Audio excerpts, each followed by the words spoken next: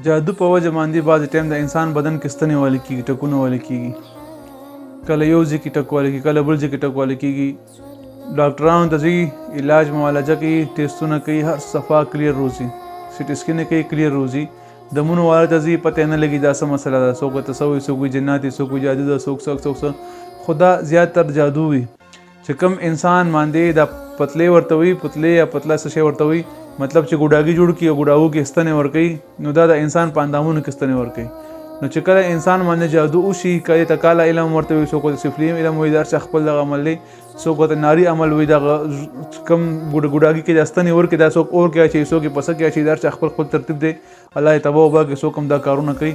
نو چا باندې چې هم داسې جادو وجوي یا بدن کې بستنې والي کېږي، کله یو ځای کې کله بل ځای کې داسې وکېږي ته کله چېرته لړم ټک ورکو یا مار ټک ورکو، نو بالکل سړی هغه ټوپونه وهي ورسره، خوب کې هم ټوپونه وهي، خوب هم صحیح نه وي ورسره.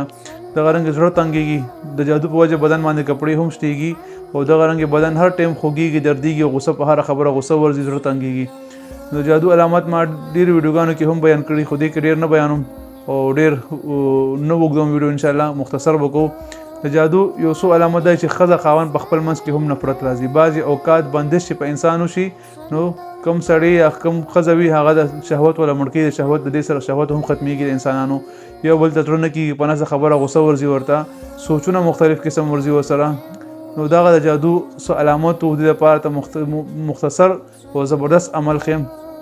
چا باندې چې هم داسې کیفیت راځي یا چا بدن کې ستنې والي کېږي، نو هغې د آیات د قرآن مجید شروع کې دا دی 101 بار اوئی، ایک آیات ته 101 بار اوئی، په بوی دم کې هغه وبدي بار بار سکی، د بدن کې دا څومره ټکونه والي کېږي، ستنې والي کېږي، د الله تعالی په فضل سره دا دنه به دا هر څه ختم شي. نو چاته چې هم داسې مسله وي هغې دا ویډیو مخکې ملګرو سره هم شیر کړي، په خپله دې هم وکړي. الله تعالی موږ تاسو راضي شي، الله تعالی موږ تاسو ټول مشکلات د خپلو خزانو نه پوره کړي.